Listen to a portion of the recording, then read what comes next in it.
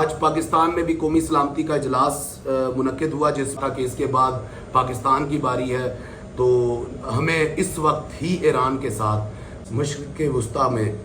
जो मुसलमान ममालिक हैं उनको यकजा होने की ज़रूरत आ गई है। वो हौसला जो फ़कत खाक से नहीं खून से उठता है, खैबर का मज़ाइल ज़मीन से नहीं हुर्रियत की तारीख से उठता है जहाँ सच्चाई अपने लहू से तारीख का अगला बाब लिखने जा रही है। ईरान की 3 साइट्स पर हमला किया गया। इस ऑपरेशन का नाम दिया गया मिडनाइट हैमर। ये जंग अमेरिका ने शुरू किया, अब ख़त्म हम इसको करेंगे। सुप्रीम लीडर हैं आयतुल्ला ख़ामनेई साहब, उनके जुर्रत और जज्बे को सलाम। अल्लाह ताला उनकी हिफाजत। इनके सीने पर सदाएं गूंजती हैं और आसमान से आग बरसती है, तो सिर्फ बारूद नहीं जलता, ऐवानों की भी आजमाइश होती है। ये वो लम्हा है जो सिर्फ जंग हथियारों की नहीं है, एक अकीदे की, नज़रिए की और कौम के सब्र व इस्तकामत की तस्वीर बन जाती है। ये मशरिक़ वस्ता की एक जो बारूद की लपेट में है, इस मशरिक़ वस्ता में जो मुसलमान ममालिक हैं उनको यकजा होने की ज़रूरत आ गई है। इनका एक पेज पर होने का वक्त आ गया है। जैसे यहूदो कुफ़ार एक पेज पर हैं, कभी किसी को दोस्त बनाकर किसी पर हमला करते हैं, कभी किसी को दोस्त बनाकर दूसरे पर हमला करते हैं। बारी सब की आनी है।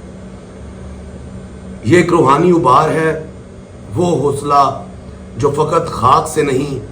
खून से उठता है, खैबर का मज़ाइल ज़मीन से नहीं हुर्रियत की तारीख से उठता है। और वो तारीख अब रकम हो रही है उन हाथों से जो शहादत की लज़्ज़त को हयात पर तरजीह देते हैं। ये वो लम्हा है जो दुश्मन की टेक्नोलॉजी, उसको बंकर, उसके सेटेलाइट, उसके दावे सब नाकाम हो गए हैं, क्योंकि उसके मुकाबले में सिर्फ एक चीज़ थी, एक कौम का नाकाबिले शिकस्त अज़म, वो नूरानी जज्बा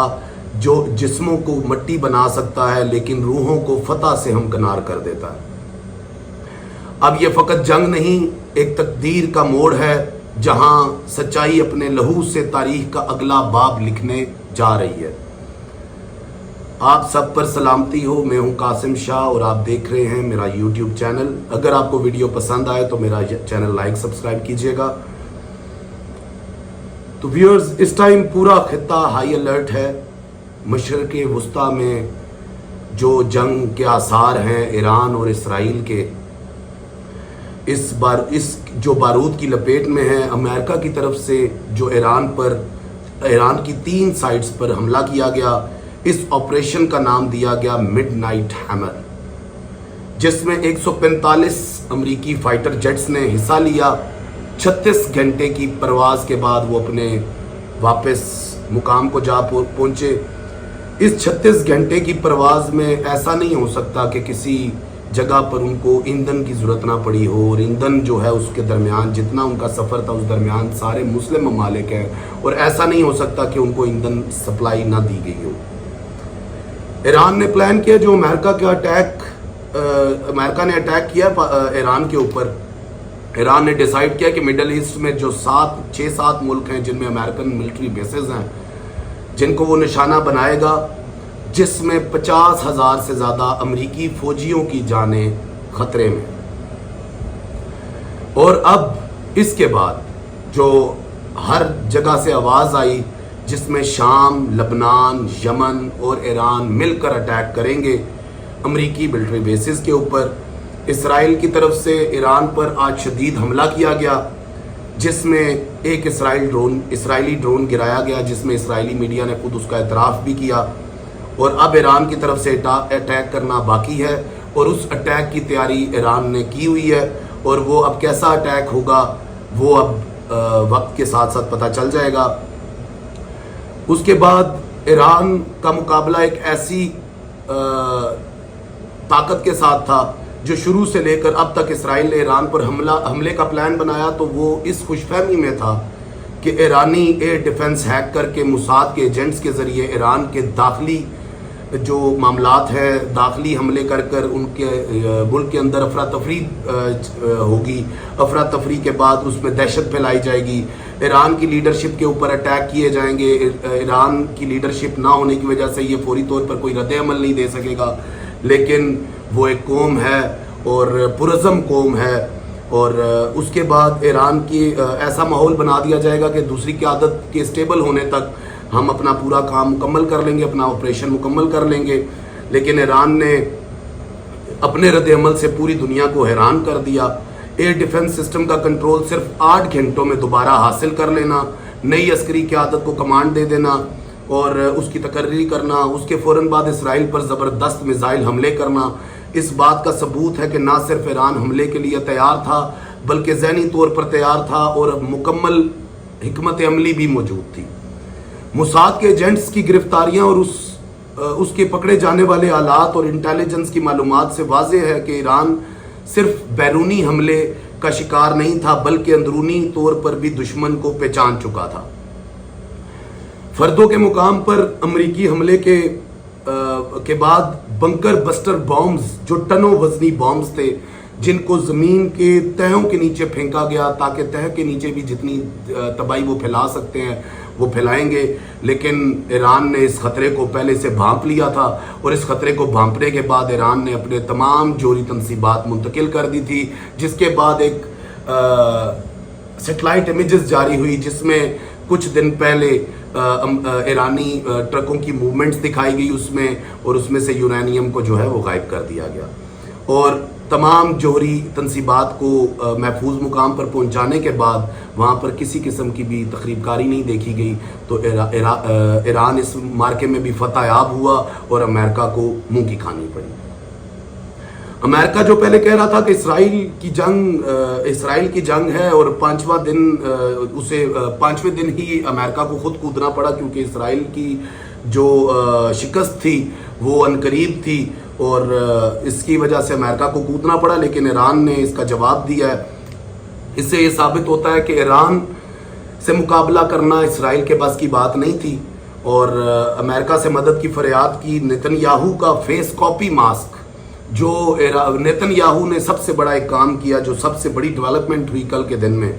نیتن یاہو نے اپنا فیس ماسک کسی کو پہنا کر میڈیا ٹاک کے لیے بھیجا، جس میں اس کی واضح تصویر میں اس کی گردن کے ساتھ وہ ماسک نظر آ رہا ہے، اور پوری دنیا اس کے اوپر ایک تبصرہ کر رہی ہے کہ نیتن یاہو اب میڈیا ٹاک کرنے کے قابل بھی نہیں رہا۔ ایرانی سپاہ پاسداران انقلاب نے اگلا لائحہ عمل جو ہے وہ بنایا ہے۔ اگلے لمحے کے لیے انہوں نے بیان بھی دیا ہے کہ امریکہ نے ریڈ لائن کراس کی ہے، جس پہ ایران نے اعلان کیا ہے کہ ان حملوں کی قیمت وصول کرنے کی تیاری جو ہے وہ امریکہ ان حملے جو امریکہ نے کیے ہیں ان کے جوابی کارروائی جو ہے وہ ایران نے تیاری کر لی ہے، اور امریکہ کی ملٹری بیسز کو نشانہ بنایا جائے گا، اور جو ان کے بحری جہاز جو کراسنگ ہوتی ہے اس میں صرف اسرائیل اور امریکہ کے جہازوں کو نشانہ بنایا جائے گا۔ اسرائیل ایران کے درمیان کشیدگی کو 10 دن گزر چکے ہیں، اور اس کشیدگی میں ایران پہ آج بڑے پیمانے پر اسرائیل نے حملے کیے ہیں، جن میں شہید بہشتی یونیورسٹی کو اور توانائی کی وزارت پر بھی حملہ کیا گیا اسرائیل کی جانب سے، اور وہاں جنگی طیاروں کی مدد سے تہران پر 8 سے 10 مقامات کے اوپر حملے کیے گئے، اور تہران شدید بارود کی لپیٹ میں ہے۔ ایران کی جوابی کارروائی میں اسرائیل کے 5 مقامات پر حملہ کیا گیا، جس میں اسرائیل کے بجلی گھر اشکلون میں حملہ کیا گیا، جس کی وجہ سے اسرائیل میں بجلی کے نظام کو معطل کر دیا گیا، اور ایرانی فوجی ترجمان نے میڈیا گفتگو کرتے ہوئے کہا کہ یہ جنگ امریکہ نے شروع کی ہے، اب ختم ہم اس کو کریں گے اور اپنے طریقے سے کریں گے، اور انشاءاللہ یہ اسرائیل زیادہ دیر تک جنگ کا مقابلہ نہیں کر سکے گا، اور اسرائیل 10-12 دن سے زیادہ اس چیز کا اہل ہی نہیں تھا کہ وہ جنگ برداشت کر سکے۔ ایران کی طرف سے حملوں کی شدت نہیں ہے، لیکن ایران کو وہ حملے کی شدت جو بڑھانا پڑے گی، کیونکہ یہ ایرانی وزیر خارجہ کی پیوٹن سے بھی ملاقات ہوئی، اور اب اگلا لائحہ عمل جو ہے وہ پتہ چلے گا کہ پیوٹن آیا، اس میں چائنا اور پیوٹن کی کیا مدد ہوگی، اور چائنا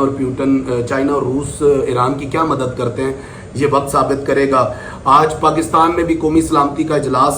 منعقد ہوا، جس میں پرائم منسٹر شہباز شریف نے بھی شرکت کی، general field marshal Asim Munir صاحب نے بھی شرکت کی، اور دیگر وزراء نے بھی شرکت کی۔ ظاہر ہے ہمارے قومی سلامتی کا اجلاس میں ایران اسرائیل جنگ کے بارے میں ہی انہوں نے کچھ معاملات کو ڈسکس کیا تھا، جو ابھی تک मीडिया पर नहीं आया, और साथ साथ ही नेक्स्ट व्लॉग में आपको बताएंगे कि उसमें क्या है।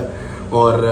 900 किलोमीटर की जो हमारी तवील बॉर्डर जो हमारा ईरान के साथ लगता है, ज़ाहिर है पाकिस्तान का भी इसमें ज़रूर इंटरेस्ट है इस जंग में। और जब दुश्मन आपके दोस्त की तारीफ़ करे तो आपको ये अंदाज़ा लगा लेना चाहिए कि आपका जो दोस्त है वो दुश्मन के साथ मिल चुका है, या दुश्मन जो है वो इस चीज़ के ऊपर खुश है। तो बाकी रही, हम कभी भी ये उम्मीद नहीं कर सकते, ट्रंप का आई लव यू कहना हमारे लिए कोई मायने नहीं रखता, ट्रंप का किसी किस्म का भी पाकिस्तान की तारीफ़ करना हमारे लिए कोई मायना नहीं रखता, क्योंकि अगर वो हमारे किसी मुस्लिम ममालिक के दुश्मन हैं तो वो हमारे भी दुश्मन हैं। जैसा कि इसराइली वज़ीर आज़म नेतन्याहू ने अपने एक बयान में कहा था कि इसके बाद पाकिस्तान की बारी है, तो हमें इस वक्त ही ईरान के साथ, कुछ लोग यहाँ पर क्या सराहियाँ करते हैं, जैसे कुछ तंग जहन लोग जो कहते हैं ईरान शिया ममालिक है, ईरान शिया मुल्क है जिसके साथ हम लोग नहीं खड़े हो सकते। तो हुजूर आपकी इत्तला के लिए अर्ज़ है कि एक शिया ममालिक ही है जो डट कर खड़ा है, ना किसी की इमदाद ले रहा है, ना किसी के आगे झुक रहा है, ना किसी के आगे भीख मांग रहा है, और अपनी मदद आप इस बड़ी बड़ी ताकतों, बड़े बड़े मगरमच्छों और बड़े बड़े इस दुनिया के जो अपने आप को कहते हैं मगरमच्छ, उनका मुकाबला वो कर रहा है। और उन्होंने जो हमारे लीडर हैं, उनके ईरानी सुप्रीम लीडर हैं आयतुल्ला ख़ामनेई साहब, उनके जुर्रत और जज्बे को सलाम। अल्लाह ताला उनकी हिफाजत करे, अल्लाह ताला ईरान की हिफाजत करे, अल्लाह ताला ईरान की गैबी मदद फरमाए, और अल्लाह ताला इस जंग में ईरान को फतहयाब करे। इसी के साथ दें कासिम शाह को इजाज़त, मिलते हैं नेक्स्ट व्लॉग में।